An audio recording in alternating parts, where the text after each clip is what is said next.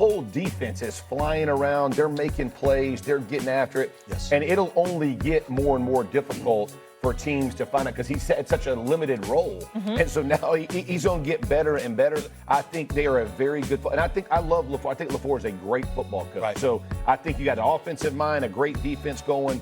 That's going to be I good. love saying LaFleur because it's spelled like he's French or something, but he is a damn good coach. But let me say this.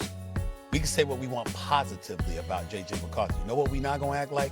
Like we saw this brother can scramble, in a sublime fashion where cats like Micah Parsons and them ain't gonna be able to get at him. Right. Oh, they will. Oh, yeah. Oh, they will. You understand? You better figure out a way to get that ball out of his hands because this brother ain't scrambling but so much for you. Even though he's scrambling for a touchdown. And I got that part. Knocked over Hawkinson in the process, trying to get in the end zone. Hawkinson was laying lockdown. Do you feel like it's Green Bay's pick, or are you still in on Detroit? Again, as the resident voice of reason on the show, I'm going to say week one, I'm not going to overreact. I think the Packers were completely dominant. I love the fact that Michael Parsons said after the game, I'm not even the Michael Parsons that I can be, but these guys have been carrying it, and when I get rolling, we'll be great.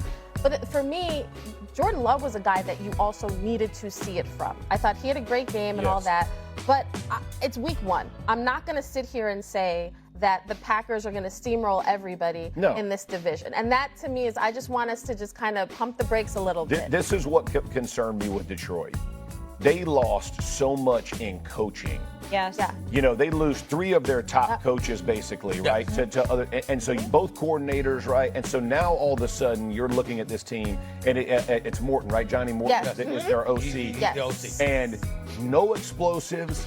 They made their line. The Detroit offensive line looked very pedestrian, which we have. But who they lose on that line? Their center. Absolutely. Right now, retired. But it's just that to me is why I say Green Bay, because I see this where they are in with Detroit. Micah and Gary being able to get at the quarterback, with their offense being able to do what it does. I can't blame you. But I'm going to say this about Detroit. I am a huge, huge fan of Dan Campbell. Absolutely. We have agreed.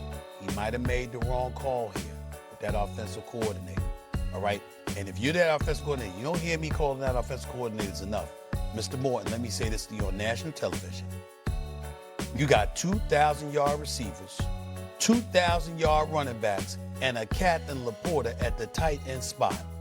If there was one offensive coordinator in America that should be on spotlighted with a magnifying glass throughout this season, it has to be him, because we saw what Ben Johnson had that offense looking like. I know. You cannot have a precipitous drop-off, because if you do, Detroit has no chance. Fair, but you got to be able to do come in there and replicate Ben Johnson. Nobody's coming in the there. person that was working under him. Right, yeah. The person that was working under him. Yeah, if you brought in somebody new, Kimberly, I get that. You were right there in Detroit, working with that man every day with the same personnel. How in the hell do you go from that to scoring 6 points?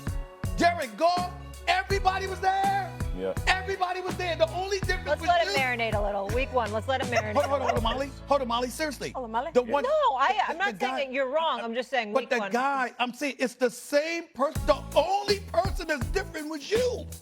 The only person. Now, if you got somebody else missing, that's different. Everybody that was there for Ben Johnson was there Sunday. The only difference was Johnny Morton. Nah, you got to do the job. Well, they've got the Bears this week, job. and I can't wait for Thursday night. We got Packers Commanders. Yes. So that's going to be a good one as well. Yes, Two great quarterbacks.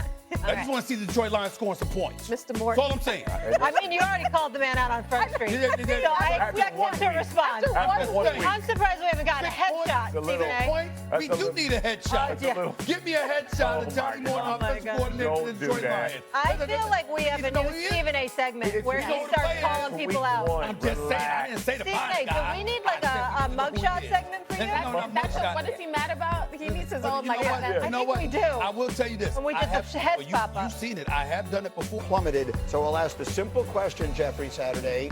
Does the acquisition of Micah Parsons make the Green Bay Packers the team to beat? Absolutely. And I think you saw the way their defense played this past weekend. And I know he only played, 29 or 30 plays, whatever it was. But their ability to chase, run down, the aggressive nature they played with. And let me tell you, That dude's a dog. Sewell is a fantastic tackle, and he put him on skate and had him spinning.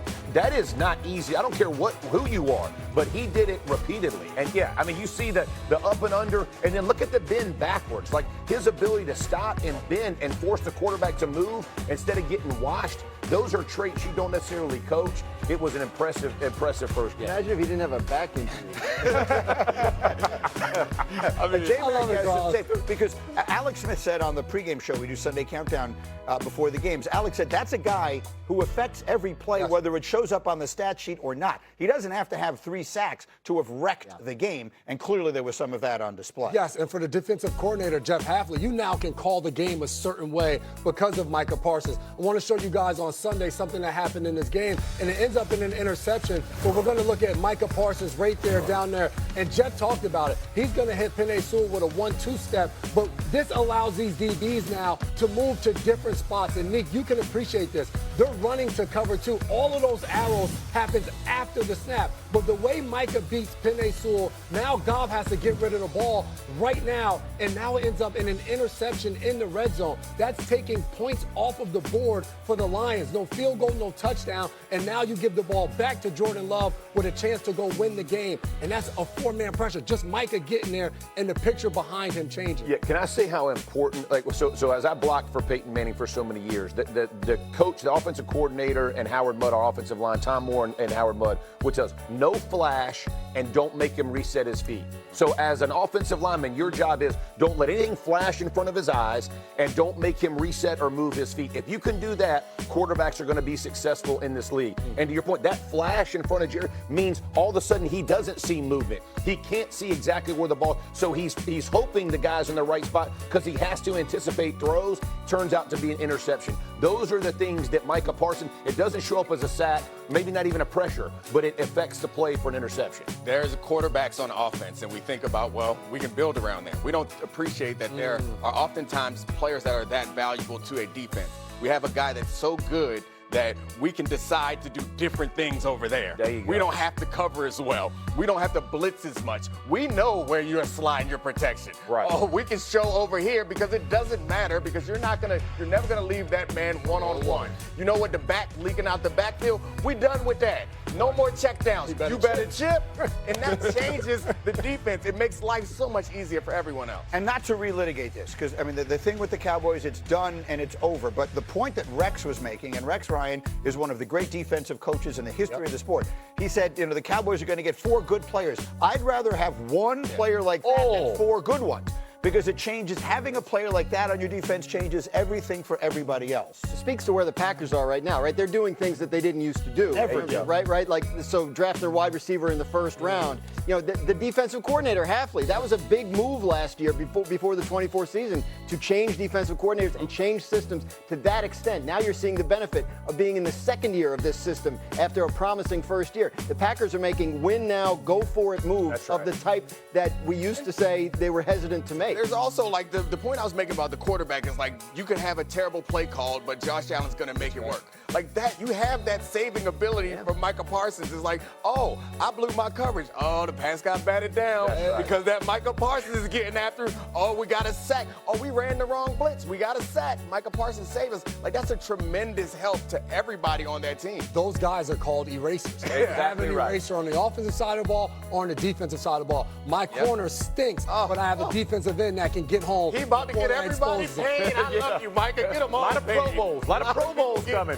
Thanks to Micah. And by the way, his acquisition made the Packers younger. They actually got younger by getting him.